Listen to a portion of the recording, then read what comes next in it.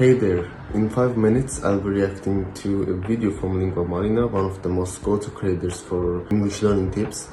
She's sharing her advice on 5 things to practice every day to improve your English speaking skills.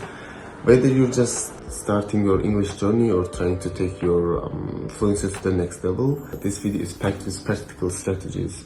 I'll be breaking it down, sharing my thoughts and also adding some tips of my own along the way.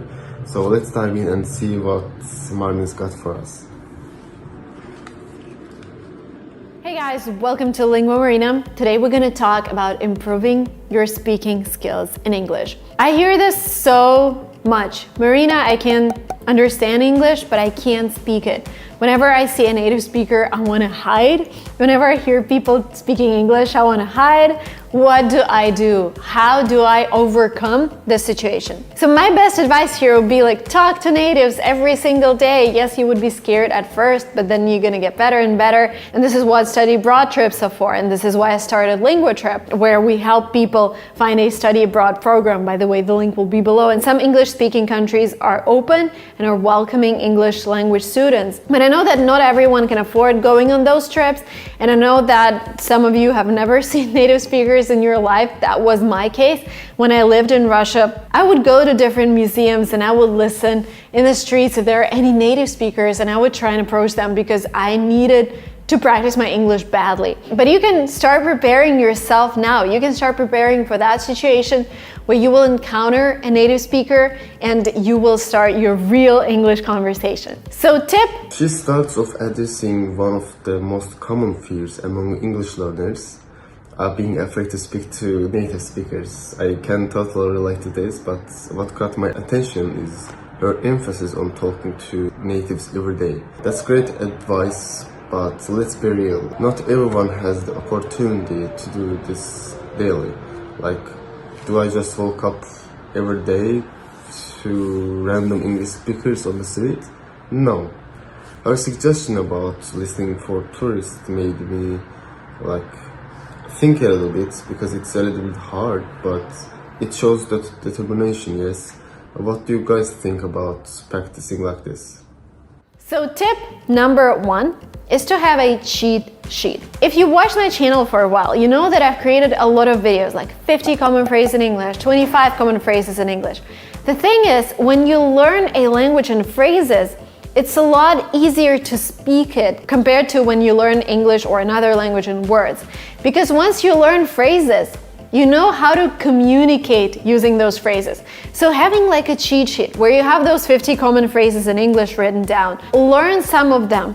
At least how are you doing? Actually, her tip about cheat sheets is something I 100% agree with, learning phrases instead of individual words. Absolutely. Because full sentences make you sound more natural, yes? I was just wondering if, all of those phrases, again, they take away the pain of thinking, how should I phrase this? And once you're pronouncing this phrase, you can actually think about the content that comes later. And this advice also works for exams. So for example, if you're taking TOEFL or IELTS, and if you're afraid of the speaking part, learn the templates, learn the phrases. They're gonna help you sound smoother. And the same with conversational English. Learn the phrases, learn the structure, write down all the phrases into your phone, have them in notes, and use them when you speak. But imagine walking around with a cheat sheet in your pocket for every conversation. It feels like an English exam, yes? On a serious note though, having common phrases handy is like having your personal confidence booster. The thing that I should mention is just don't try to memorize all the words. Just learn it, absorb it, that you can use daily in your conversation. When you memorize, it's like memorizing all the words without knowing its meaning. Yes. The next tip is to chat with either Siri or Amazon Alexa or whatever you have on Google. Okay, Google. I've noticed it so many times. When some of my Russian friends started talking to Siri, she would not understand what they meant because of their pronunciation. And this is a very good practice, because if Siri does not understand you, something is wrong with your pronunciation. Yes, sometimes they have bugs, and sometimes you just pronounce the word in a different way. But the thing is, It is really helpful because you're getting instant feedback. If Siri didn't get you, then something was wrong. Okay, chatting with Siri or Alexa is an interesting idea, and actually it made me a little laugh. It's like having an AI English teacher who will not judge you for mispronouncing schedule or rural. But if Siri doesn't understand me, is it her problem or mine? Also, who else has tried this, and what's the funniest response you've gotten? The next tip that I use a lot, I used to use a lot, I no longer use it because I think I've mastered this, but anyways, when I was not living in the US, I would talk to myself every single day. And whenever you're doing something in your head, just say it. I am recording this video for my channel. Oh, I just got a message from my friend. I'm about to call my mom. I'm about to go to bed. And whatever you can do in English, just do it in English. Just talk to yourself in your head. If you pronounce that, that's even better because Here, I love this advice about talking to yourself in English. Honestly, I've done this many times when I've entered to like learning English for every day, and I was talking and journaling what I've done. And also, quick tip, I also recommend you doing it, is like you are using social media and phone every single day, and the best advice that I've ever gotten is to make your phone in English language and use social media in English language, because it's like you know all the words and settings in your phone, and when you make it in English language you already know what was the word or it's before in your native language. It's really helpful to improve your English speaking skills and memorize the words. sometimes when we're thinking about something in our head, we just, if we forgot the word, we just skip it. But if you're trying to pronounce it, you're like, oh my God, I forgot this word. I need to look it up. So pronounce everything where you're thinking. When you're home alone, it's a lot easier. It's really helpful, like narrating my day and also pretending I'm giving an Oscar speech. But she's right, when you speak out loud, you notice gaps in your vocabulary. You're more likely to improve your English speaking skills with covering all the mistakes and doing it right. It's really interesting that if anyone else feel like a crazy person talking to themselves, or is it just me? The next technique is called imitation technique. When you watch something on TV, you watch something on Netflix, you watch something with subtitles on YouTube, you can hear a phrase, read it, then pause, and not only try to repeat this phrase with the same intonation, try to paraphrase it. Try to use some different words, because in this way you would be sure that you understood the phrase and you would be practicing other vocabulary as well. So when you pause the movie or when you pause a video, just imagine that you're the character and try to pronounce that phrase in the same manner, replacing some words. I also suggest that you exaggerate whenever you're Imitating movie characters. Imagine pausing a scene and trying to mimic Sherlock Holmes or any movie character that's in their leading role, or you're caring the most and it's your favorite character. And I think it's really helpful, especially it's your favorite movie and movie character, and you can imitate their speech, the way of their talking, the way of behaviors, and it's really helpful to be in their shoes and improve your English speaking skills.